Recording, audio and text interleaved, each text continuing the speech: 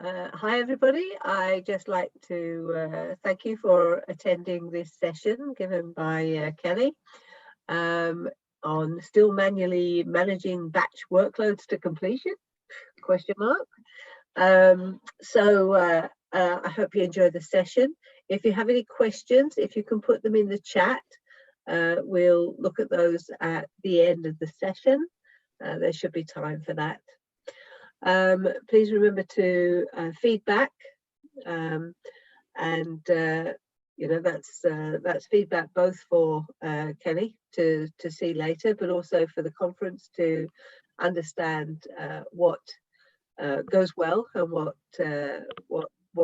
fails miserably, which nothing ever does, so that we can use that information when we're putting together next year's, hopefully, face-to-face conference.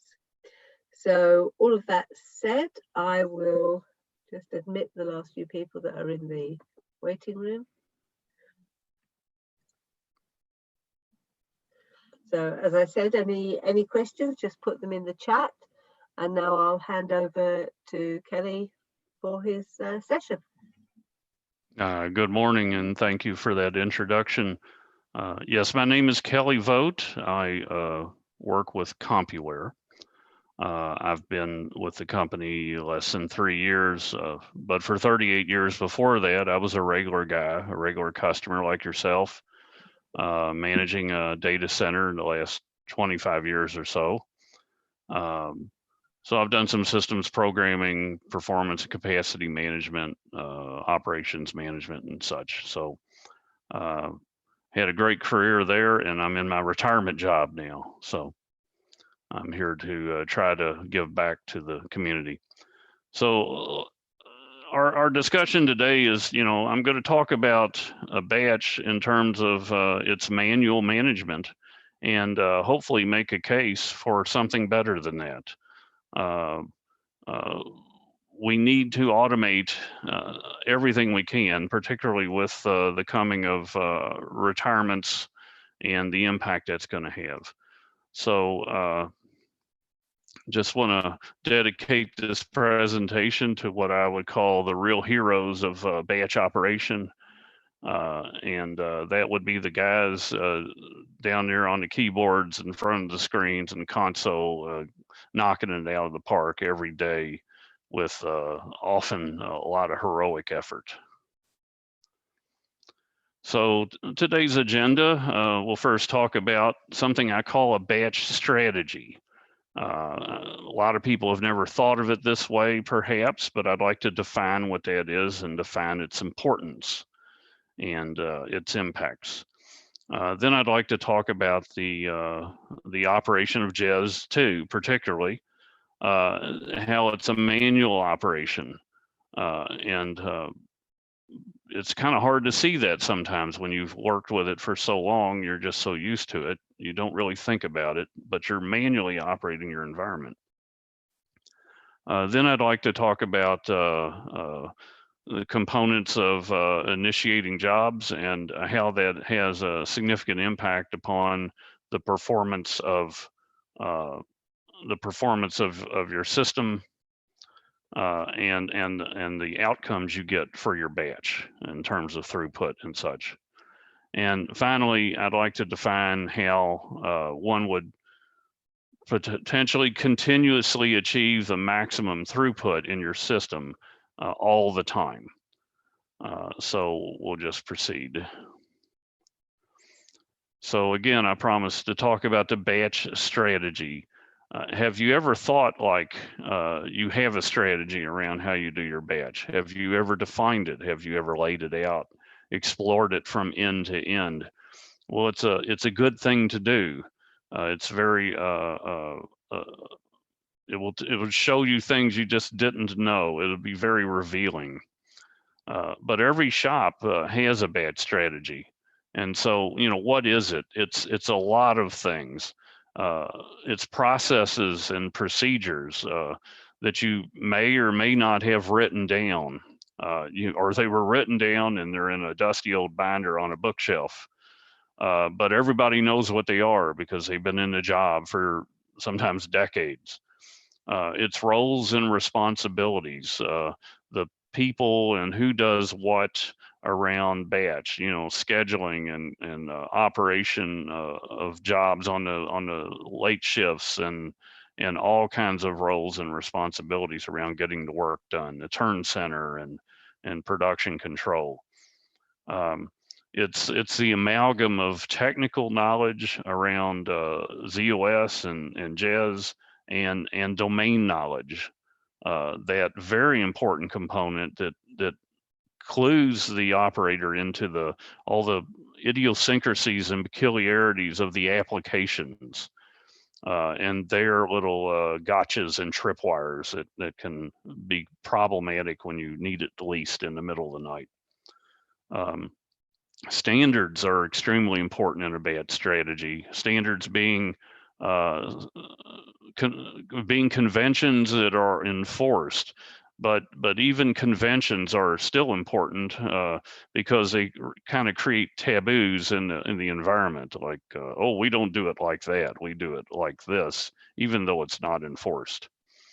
Of course, a job scheduler, system exits that enforce standards and do a lot of other things maybe in your shop, and batch specific tools. And then finally, all the products in your shop that, kind of impact how your operation is designed. For instance, penalty box, LPARs for expensive software and things like that, where databases run, some share across LPARs, some don't, and all that sort of thing. But the real question when you think about your BAT strategy is, how agile is it?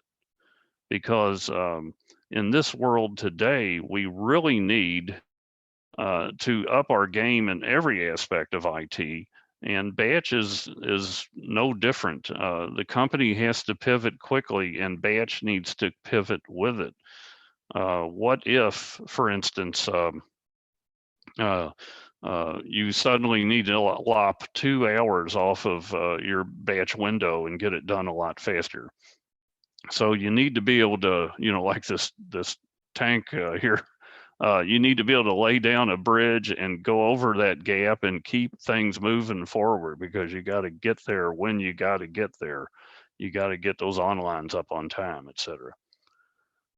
And so your strategy has to be built to optimize. It needs to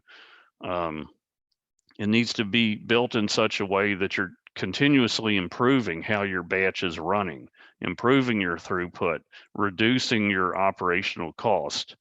And even more so, it needs to be retirement proof, because that's another threat that's on the horizon, arriving on almost on a daily basis. So there are different kinds of flavors of batch strategies. I'll talk about 3 of them here, but the first one is the one I kind of call the hard-coded strategy. And that's sort of like here's a rigid framework, and what happens, happens. For instance, I was talking to one shop, and it's not the first, that they had an initiator structure that someone had studied their job data, years ago, and set up this initiator structure and job class structure. And there it is. They don't touch it. It gets the results it gets, and that's how they operate. Other shops, and I'm seeing this more and more, are what I call the heavily scripted sort of environments, where you see this, you do that. You see this message, you do that. You see this situation, you do that. And I see this a lot in outsource situations. But what happens when you don't have a script for this? This message comes up and there's no script for that. What do? Well, these are really heavily procedure-driven kinds of places. And it's kind of hard to have a procedure whose prescription is think. So that's a problem that crops up quite a bit. And then finally, most shops are essentially utterly dependent on individuals, individuals with a lot of experience and skill, and knowledge. And you can think about now maybe what kind of shop yours is.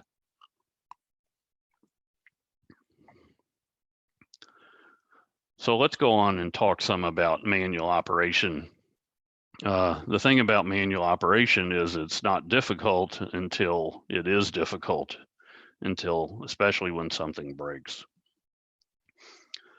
So like I said, JES 2 is still a really entirely manually operated environment. For 50 years, IBM has really not done much, even notwithstanding WLM controlled initiators.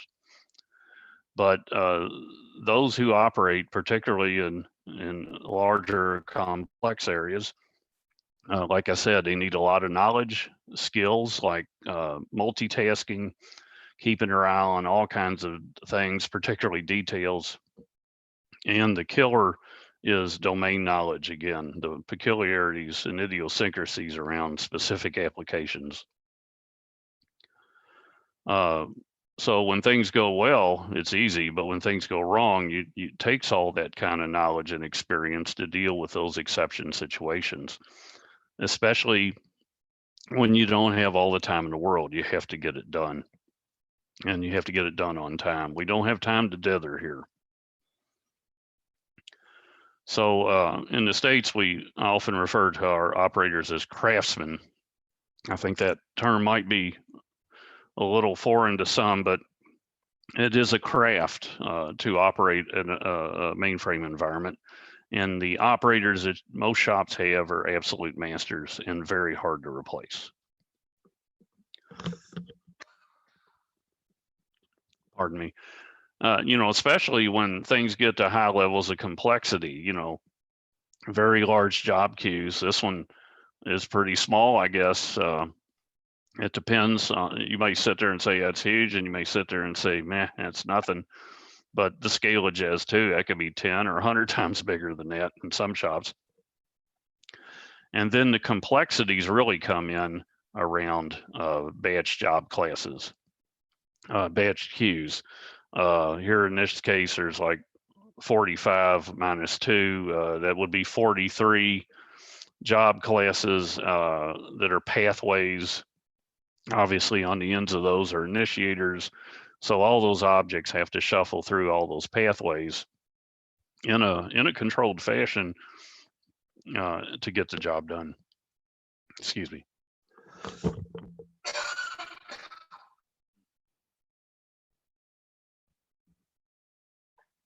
I beg your pardon. It's going to be a bad morning for me. So why is it so hard? Well, if you look here, this is a body of JES 2 commands required to operate an environment. Some you use a lot more than others. Some you use a lot less. Some are used to operate, on another node, another environment even.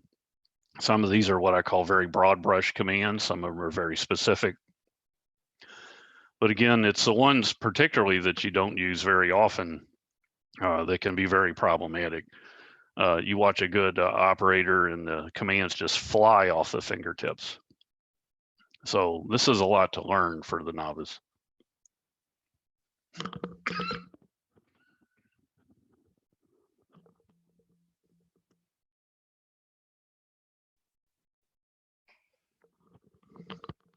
I'm very sorry, this is dreadful. And then there's always the people make mistakes. So when you have so many commands, there's so much opportunity for that finger check or that mistype. And then, anytime you enter a command, especially a big broad brush stroke command, you need to stick around and watch and see what happens. Okay, so I'd like to move now and talk about the subject of initiation. Initiation is getting the work into an initiator to run those jobs. And it's rather like walking a tightrope. If you think about job classes, their purpose is manifold. It's to classify work and put it into lists so that you can handle it more readily. Job classes have been spread out on a lot of schemes and a lot of shops. Every one I see is fairly different. You see a few things that are common, but you see, like, production or test or development or QA, perhaps nights and weekends. Those are fairly common, but then you see a lot of things by departments, various kinds of workloads, DBA work, all kinds of things. But you even sometimes see, Mr. Johnson's got a job class because he's very important and he's got this ad hoc work that has to get done. He runs the company on it, etc. And so, there's all kinds of schemes out there, and getting to know that and learn that as an operator, it takes time. IBM has historically given us 36 single character classes, which seemed like an ocean of job classes earlier in my career, but they can get gobbled up in a lot of shops, and that wasn't enough, such that IBM reacted to that and developed the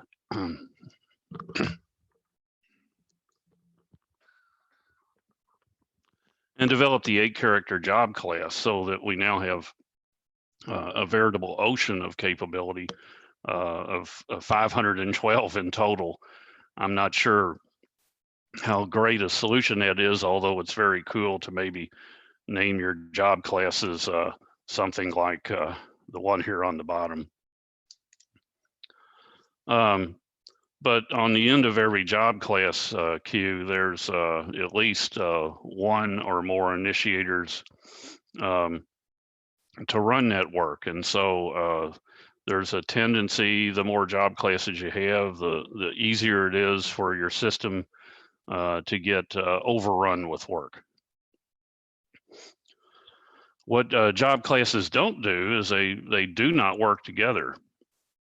Each job queue is an independent entity, and it works independent from the other job queues. If there's an initiator out there after the work, then it's going to put work into the system. So they're not coordinating. And then the jobs within job queues can be prioritized, but a priority one in a production queue, for instance, is the same as a priority one in a non-production queue, or your sludge queue, or whatever you call it, your bowling scores job run queues.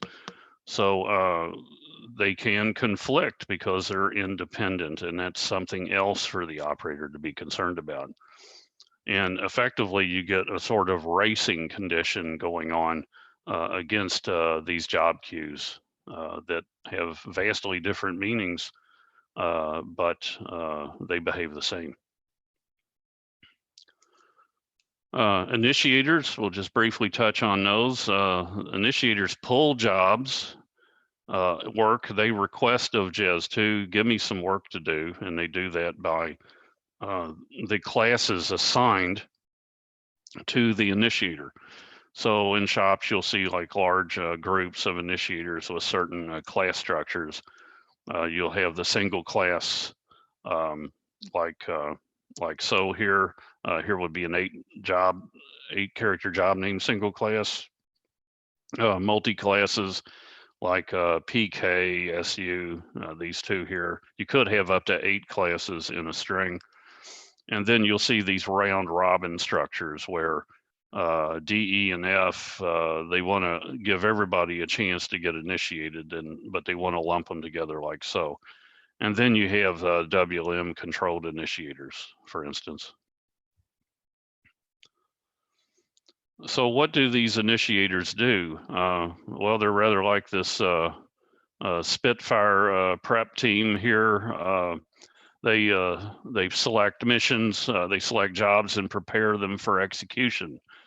The initiator then takes that job JCL and converts it into what's called text units that are then interpreted into control blocks. And it's those control blocks that the initiator will work through job step at a time to create those, to get the job step initiated and running.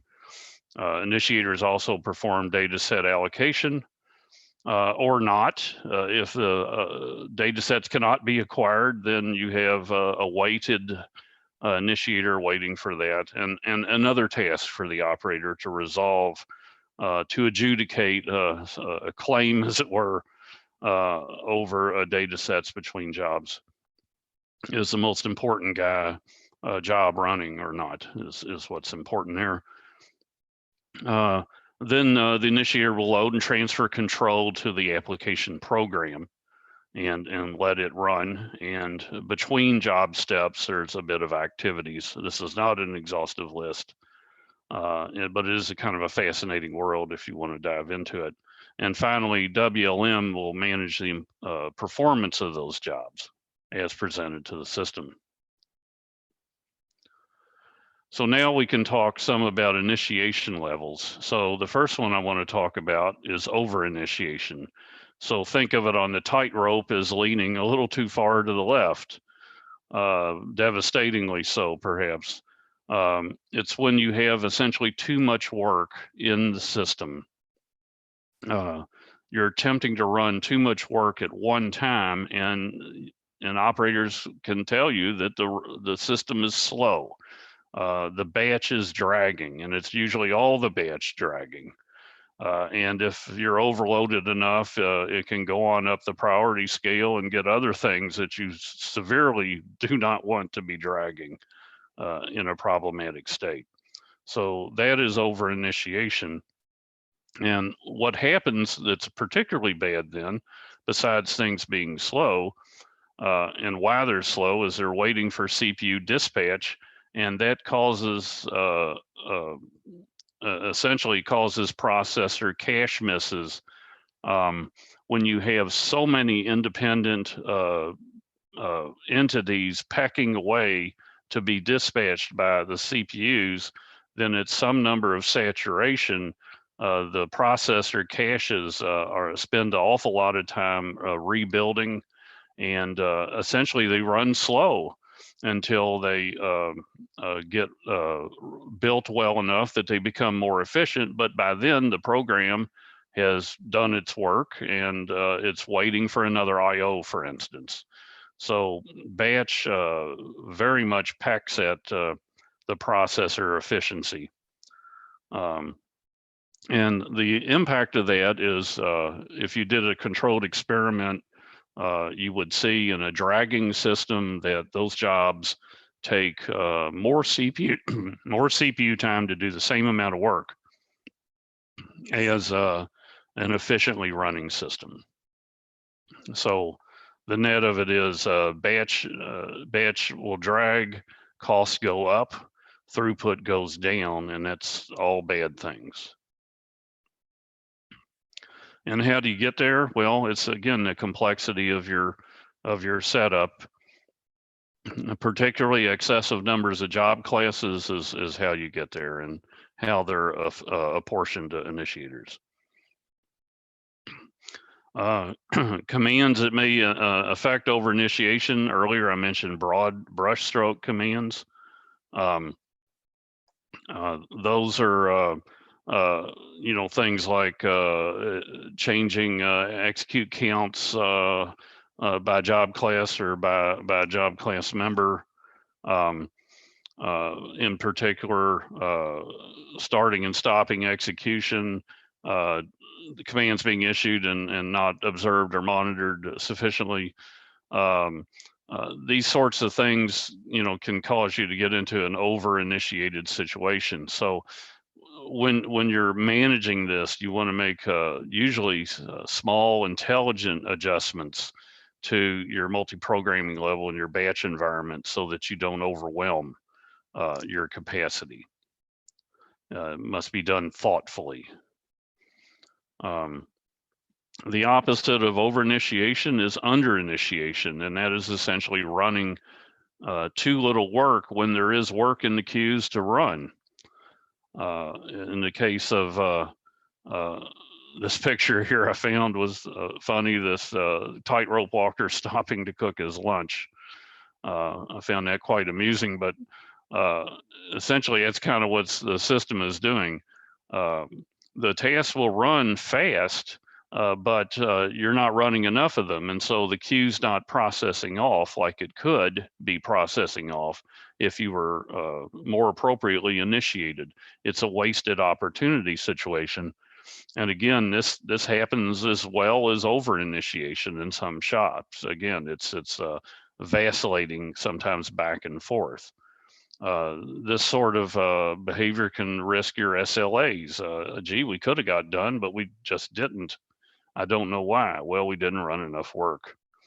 And if you're getting through the day like this, you could be simply that your machine's oversized for your workload. Again, broad brush strokes in this case can occur taking too much work out of the system, reducing the amount of work that can be run. These are problems that occur. But let's talk about proper initiation. This is the sweet spot where your batch just rips through the system and all the programs are running at machine speed. Machine speed being where when they ask for CPU dispatch, they get it. And the cache, the processor cache stays very current, and it just runs very, very well. You'll get your maximum throughput. You'll get your programs, your batch will run as fast as it possibly can in that case. And so, like I say, it's optimized when the processor efficiency is extremely high, and you can really see the difference between a proper initiation state and the other two, particularly over initiation. So we can talk some about how to consistently achieve the maximum throughput. Today, the old good enough computing model that I think we've operated under for a couple of decades now is simply not good enough anymore. The pressures to reduce cost and to conserve resource is just higher than it's ever been. So first you need to look at how well are we doing? Like this dartboard here, there's an awful lot of misses out there. So you want to really ask yourself, are you over or under initiating? And how do you know? You know, are you reporting it? And during your shift, do you have someone whose job it is to observe the system metrics, WLM metrics, and watch these things with the view of, do I have the machine running as efficiently as I possibly can?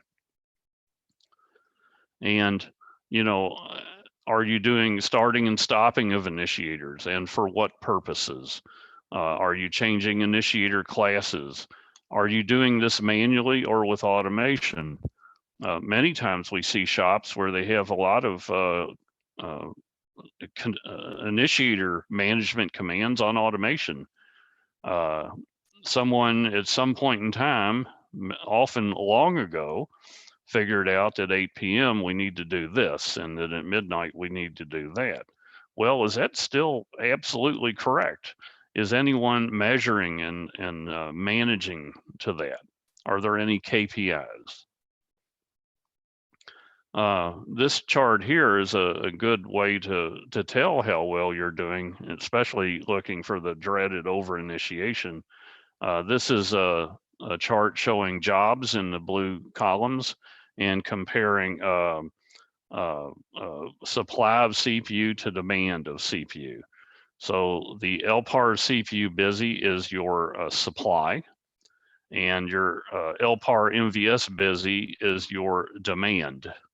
And so you can see that when you've got this very large gap, you're really quite overcommitted your CPU for the work it can do. So in this sort of case here, it's going to run quite inefficiently. Okay, it's running much more efficiently here when the gap is a lot smaller. So this can get so pronounced that you can experience a significant improvement by dialing back the amount of active work in the system. The other thing is the questions you need to ask is about how your work is prioritized and presenting as available to run to the initiators. So do your job priorities, do they strictly align with the importance to the business? Each job has an importance. It could be from critical, it could be discretionary and layers in between. But are all your jobs properly prioritized? For instance, your critical path work, or that's kind of a no-brainer, as we would say, as a 1. It certainly is important that you get get through your critical path to say get your onlines up and everything in between. So the question becomes, how do you ensure that that at the top of the queue, position 1, position 2, that those jobs are the most important, most urgent jobs to be initiated for your business? Because that's why we're there. It's for the business, right? You need to examine how often are you forcing jobs into execution, and are you changing the priority of jobs in queue? Are these things that are going on in your shift? You might want to report on your commands and see just what people are doing across the night. How often are operators, for instance, changing WLM service class, poking things up into high priority service classes? And why? Why are they doing that? In one shop I talked to, they had, almost 1,000 of these a night.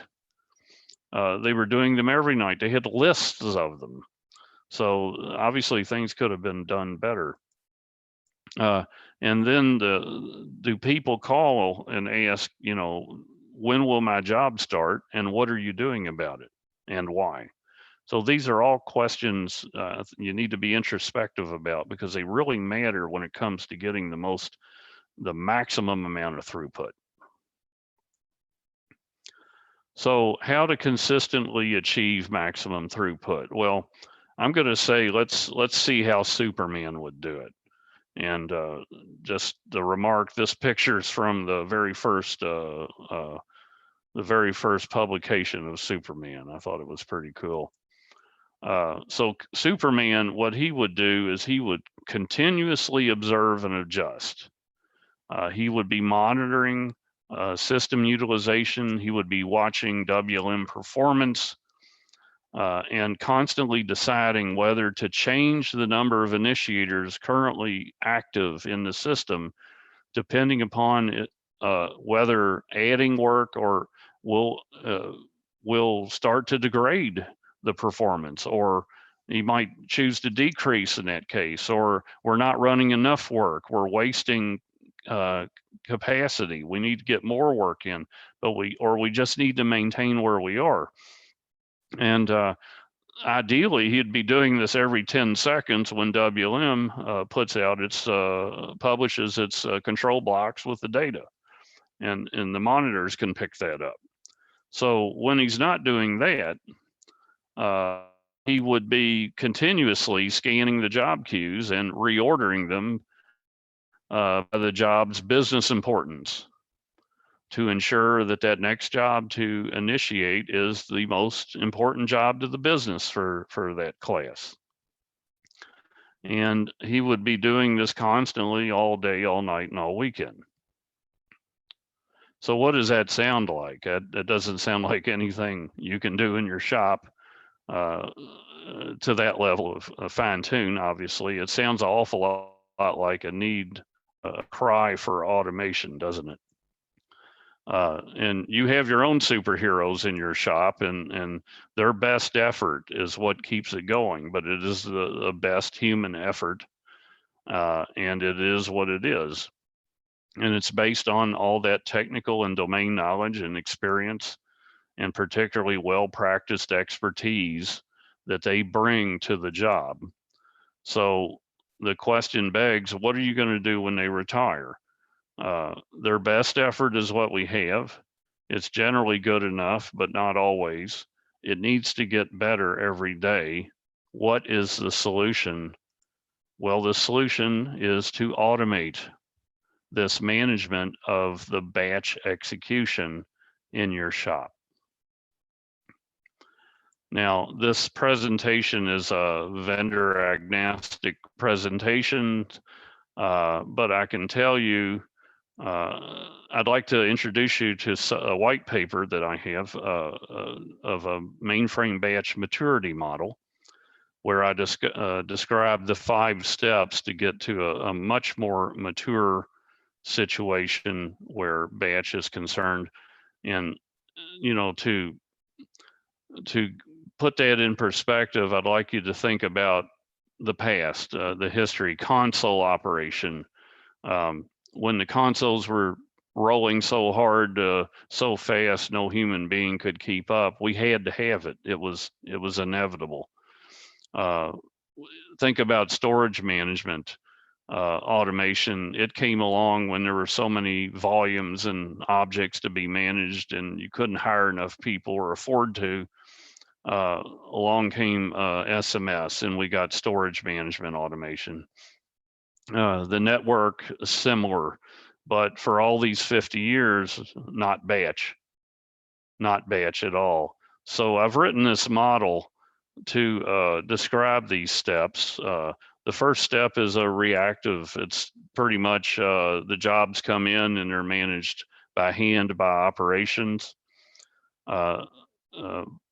Exigencies of business force a better job than that. So we start to standardize in level 2 in the proactive world and start to use the scant organizational tools we have with JES to order the work better. But there's a lot more that could be achieved with a service level management type basis. The model will describe how automation can do an excellent job at improving upon this, allowing you to move to an optimized state where your throughput is spot on all the times and your costs are low. And then finally, a modernized sort of thing where we have better screens to look at, where we're not blinded by countless thousands of lines of jobs. Most shops are in this phase here. I'll really encourage you to read the white paper. It's available at this link here. And I think it's a real eye-opener, and I think you will find it very interesting. We can do better than we are today.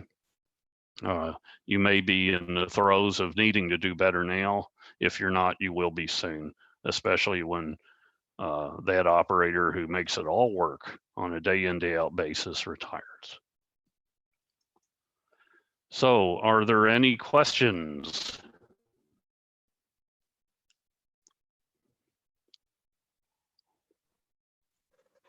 There's no questions in the chat. I will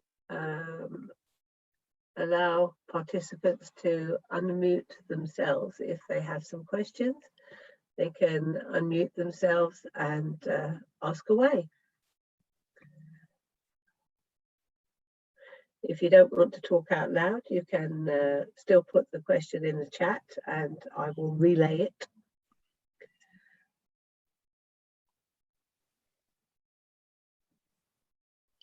I'm very interested in comments and feedback. I hope you will consider the mainframe batch maturity model and review it. Again, the things I've described, the Superman's version of managing batch workloads is entirely achievable today with commercially available products.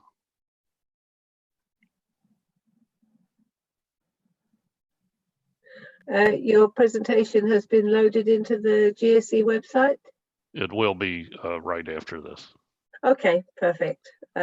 So you'll be able to get the link to read the white paper. Yes. from the presentation. And also I seem to remember your email was available on Yes. the presentation. Yes. Thank you. So you could also email Kelly with your questions. Please do ensure that you provide feedback for this session 3A0, and Kelly will get to see that. You can put some nice comments in too on the session, and these comments will help us to determine what kind of topics are interesting for next year's conference, which again we hope will be back to being face to face. And I was really sad we didn't get to go to Celtic Manor. I haven't played golf for a while, and it's a magnificent championship course. So, well, yes, in fact, and I too would. there are several of them. I have played the in quotes beginners course previously, but there are some very good courses there. And I too would very much appreciate your feedback. This is my trade now, and I need to learn all I can about my performance so I can improve. So I would very much appreciate that.